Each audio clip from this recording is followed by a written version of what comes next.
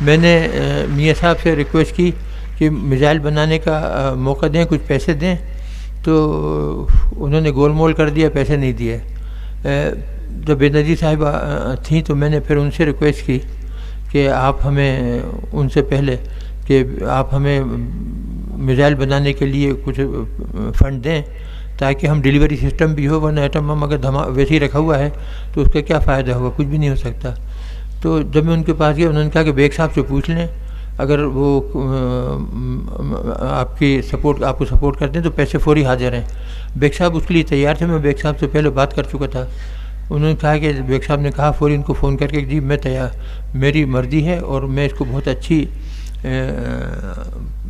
اچھا پروگرام سمجھتا ہوں، تو ڈاکٹر صاحب کو فوری پیسے دے دیے جائیں۔ تو ہم نے پھر یہ 500 کلومیٹر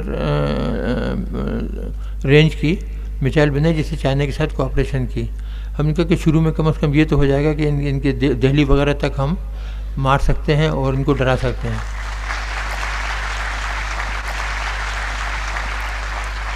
اور بعد میں ہم نے پھر 1500 کلومیٹر کی یہ غوری میزائل جو تھی وہ بنائی، اور یہ ہم نے 6 اپریل غالباً 98 کو فائر کی،